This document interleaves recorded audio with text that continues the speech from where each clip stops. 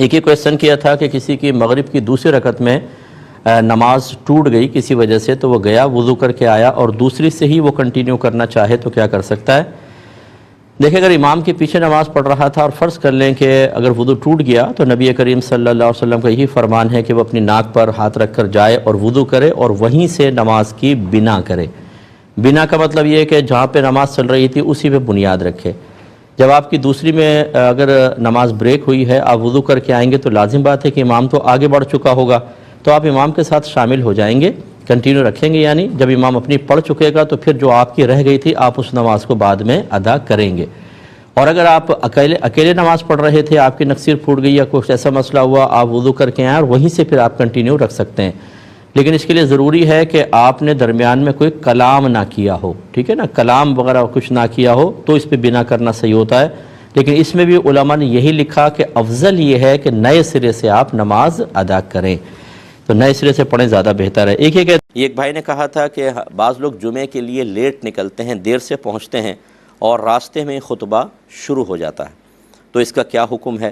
خطبہ ہم راستے میں بیٹھ کے پڑھیں یا کھڑے ہو کر یا چلتے چلتے ہوئے سنتے رہیں، یہ بھی جائز ہے کہ نہیں؟ اور اگر خطبہ نکل گیا تو پھر ظہر پڑھیں یا جمعہ پڑھیں؟ دیکھیں، کچھ غلط فہمیاں ہیں اس کے اندر، اسی وجہ سے یہ سوال سائل کے ذہن میں آیا۔ پہلی بات یاد رکھیں کہ خطبہ جمعے کے صحیح ہونے کی شرط ہے، یعنی اگر کوئی خطبہ ہی نہیں پڑھے گا تو جمعہ ہی نہیں ہوگا۔ خطبہ نہیں پڑھے گا، خطبہ اگر نہیں ہوگا تو جمعہ نہیں ہوگا، پہلی بات یہ۔ سننے کا اس سے کوئی تعلق نہیں، خطبہ اگر نہیں پڑھا تو ہوگا ہی نہیں۔ دوسری بات یہ ہے کہ جو خطبہ سننے کے لیے آ گئے ہوں ان سب کو خاموشی سے خطبہ سننا فرض ہے، بالکل خاموش ہو کے خطبہ سنیں گے۔ تیسری چیز یہ فقہاء نے لکھا کہ اگر کوئی لیٹ آیا اور اسے دوسری رکعت مل گئی یا دوسری رکعت کے قاعدہ اخیرہ میں بھی آ کر بیٹھ گیا، اس کو جمعہ مل گیا۔ اب ان تینوں کو آپ ملا لیں، اس کا مطلب یہ ہوا کہ جمعے کے صحیح ہونے کے لیے جو خطیب صاحب ہیں انہیں خطبہ پڑھنا لازم ہے، ورنہ جمعہ نہیں ہوگا۔ جو آ چکے ہیں ان کے لیے سننا لازم ہے، اس کا مطلب جو راستے میں ہیں ان کے لیے لازم نہیں ہے کہ وہ ٹھہر جائیں، کہیں بیٹھ جائیں، اسپیکر کی آواز پہ سنیں پھر آئیں۔ اگر پہلے ٹھہر جائیں گے آتے آتے پھر آپ کی نماز نکلے گی، ایک آدھ رکعت نکلے گی، اس لیے آپ چلتے رہیں اور مسجد میں پہنچ جائیں، اور جب پہنچ جائیں اور خطبہ ہو رہا ہے تو سکون سے بیٹھ کر سنیں۔ اور تیسرے کا جواب بھی تیسری جزئی سے ہو گیا کہ اگر آپ لیٹ پہنچے حتیٰ کہ جماعت کھڑی ہو گئی تو خطبہ وہاں پہنچ جاتے تو خاموشی سے سننا واجب تھا، نہ یہ کہ خطبہ نہیں سنا تو جمعہ ہی نہیں ہوگا۔ اس لیے آپ آ کے جماعت میں شامل ہو جائیں، آپ کا جمعہ بالکل ہو جائے گا اور ظہر پڑھنے کی حاجت نہیں۔ امید ہے کہ تینوں مسئلوں سے آپ کو بات کلیئر ہو گئی ہوگی۔ کہ والدین کا خیال نہ رکھنے والی اولاد سے کیا قطع تعلق کر سکتے ہیں؟ دیکھیں، ایک بات تو اچھی طرح یاد رکھیں کہ جب بچوں کی شادیاں ہو جائیں، والدین اگر محتاج ہوں، محتاج ہونے کا مطلب ان کو رہائش چاہیے، لباس چاہیے، کھانا پینا، اور آج کل کے تقاضے کے اعتبار سے علاج معالجہ بھی ہمیں شامل کرنا چاہیے، تو یاد رکھیں جتنی بھی اولادیں سب پر ان والدین کی کفالت برابر ڈیوائیڈ ہوگی۔ یعنی بعض اوقات ہم جو بیٹے کے ساتھ، جس بیٹے کے ساتھ ماں باپ ہم سمجھتے ہیں یہی کرے گا، یا لڑکے کریں گے لڑکیاں نہیں، ایسا نہیں ہے۔ ہر ایک اولاد کے اوپر، مثلا 3 بیٹے ہیں 3 بیٹیاں، تو سب کو برابر کنٹریبیوشن کرنی ہوگی اور اپنے ماں باپ کی کفالت کرنی ہوگی۔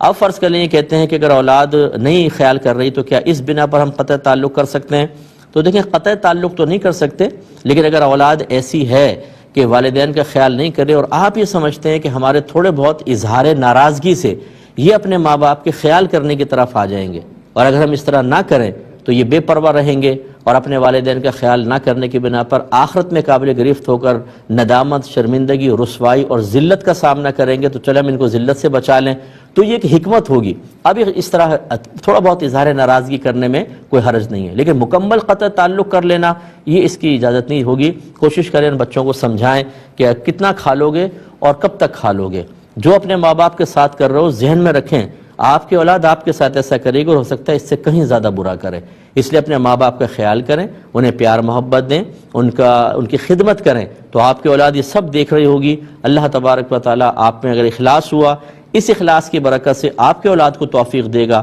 وہ انشاءاللہ آپ کی خدمت کرے گی۔ پچھلے پروگرام کے لاسٹ میں ایک کویسچن تھا جس میں نے تھوڑا سا کلام کیا تھا، تھوڑی سی بات رہ گئی تھی تو اس پہ دوبارہ کر لیتے ہیں۔ یہ کہتے ہیں کہ کسی ہمارے ٹیچر نے کہا ہے کہ مذاق میں بھی نکاح نہیں کر سکتے ہیں ورنہ نکاح ہو جاتا ہے۔ دیکھیں، نکاح کے لیے ضروری ہوتا ہے کہ جو نکاح کی محفل ہو، جو گواہ وہاں موجود ہوں، وہ اس بات کو سمجھ رہے ہوں، جان رہے ہوں کہ باقاعدہ نکاح ہو رہا ہے، پھر وہ نکاح منعقد ہوتا ہے۔ اگر ویسے یہ ڈرامہ کر رہے ہیں جیسے ڈراموں میں ہوتا ہے، یا ریہل سیل کر رہے ہیں، یا ویسی اسکول کالج کے اندر کچھ پروگرامز ہوتے ہیں جس میں ویسی کوئی ڈرامہ بنایا جاتا ہے مختصر سا، اس میں سب کو پتہ ہوتا ہے کہ یہ نکاح کرنا مقصود نہیں، نہ وہ گواہ نکاح کے باقاعدہ گواہ بننے کے قصد و ارادے سے وہاں موجود ہوتے ہیں، وہ ایک ڈرامہ ہوتا ہے۔ تو بہرحال مذاق میں نکاح نہیں ہوگا۔ اگر گواہ سمجھ رہے ہیں کہ مذاق ہو رہا ہے تو یہ نکاح نہیں ہوگا، لیکن جو ٹیچر نے منع کیا ہے وہ ضرور کسی نہ کسی حکمت کے تحت کیا ہوگا۔ بعض اوقات ایسا ہوتا ہے کہ سیریسلی بھی بچے نکاح کر لیتے ہیں، ہوتے وہ بالغ ہیں، اور ان کو اس کی سنجیدگی یا پیچیدگی کا احساس نہیں ہوتا، اور بعد میں پرابلم کریٹ ہوتی ہے۔ اگر یہ ڈرامہ نہ ہو اور باقاعدہ ایجاب و قبول ہو جائے تو بس وہ میاں بیوی ہو گئے ہیں، اور اب فرض کر لیں اگر انہوں نے